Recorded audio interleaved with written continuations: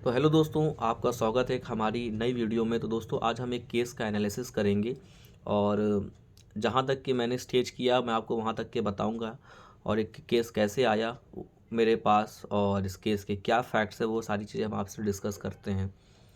तो दोस्तों, केस के फैक्ट कुछ इस तरीके से है। केस का फैक्ट ये है कि 2017 में शादी होती है। शादी दोस्तों मैं आपको बता देता हूँ कब होती है, मैं भूल गया। हाँ, 24 नवंबर 2017 को शादी होती हिंदू रीति रिवाज के साथ में। और शादी के 3 से 4 महीने बाद तक के सही सब कुछ सही चल रहा होता है। 3 से 4 महीने बाद क्या होता है कि आपसी लड़ाई झगड़े होना स्टार्ट हो जाते हैं। कभी लड़की लड़के को कहती है और कभी लड़का लड़की को कहती है।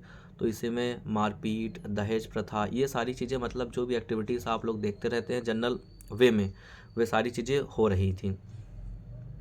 जो वादनी है वो पिछले 1 साल से इन चीज़ों को वो झेल रही होती है। उसने 2018 में 156(3) से मुकदमा किया।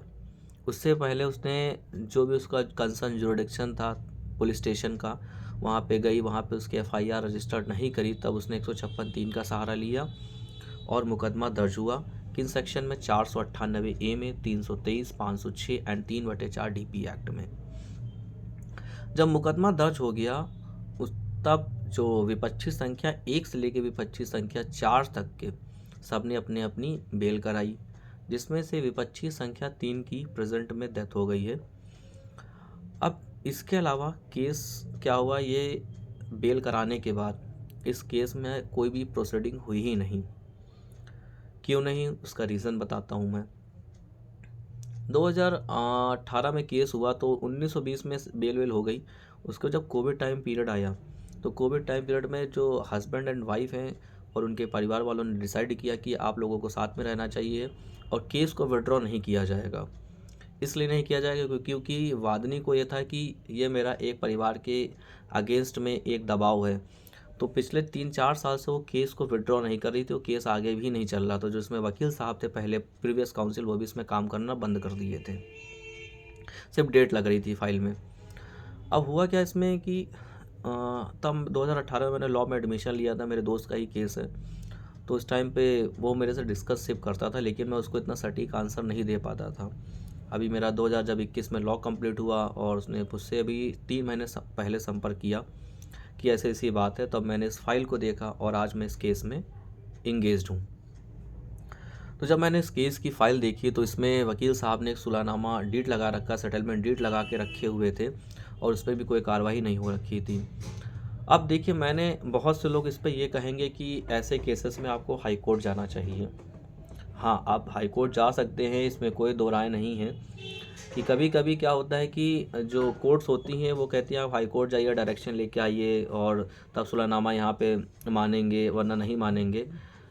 बट मैंने पार्टी ने भी पता किया होगा किसी वकील से, तो मैंने उनको मना किया। हमने कहा कि आपको जाना चाहते हैं आप जाइए हाई कोर्ट, और अगर आपके पास पैसा ज़्यादा तो आप बिल्कुल जाइए, बट मेरा प्रयास यही कि मैं यहीं से इसको ख़त्म करने की कोशिश करूँगा, लोअर कोर्ट से ही। तो आज डेट लगी थी सुलहनामा पे, तो मैंने इसमें पावर दाखिल किया। कंप्लेनेंट की तरफ से मैंने एक पावर दाखिल किया और एक मैंने डिफेंडेंट की तरफ से भी मैंने पावर दाखिल कराया। तो मैंने कोर्ट में यही कहा कि हम पिछले कई साल से साथ में रह रहे हैं और हम इस मुकदमे को आगे चलाना नहीं चाहते हैं। और फिर जज साहब ने वादनी से पूछा, ऐसे ऐसे वादनी ने सारी चीज़ अपना बयान इस वहाँ पे जज साहब के सामने दिया।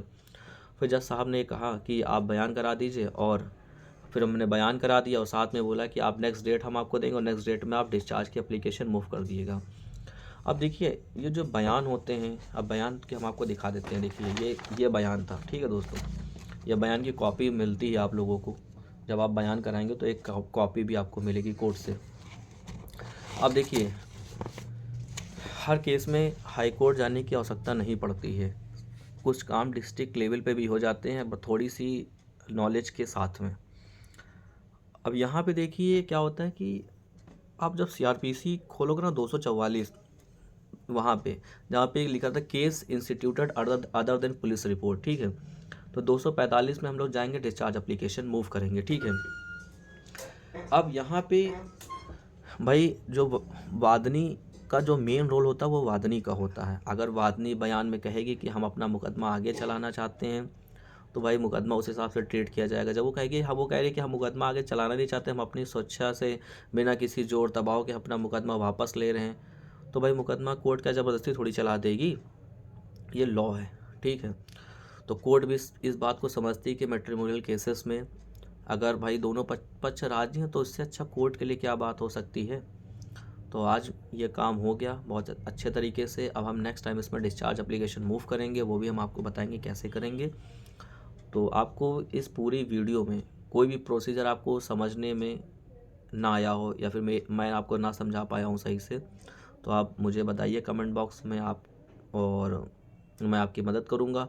और कोई मेरे प्रोसीजर में कोई आपको गलती दिख रही है वो भी आप मुझे कमेंट बॉक्स में बताइए। ठीक है दोस्तों।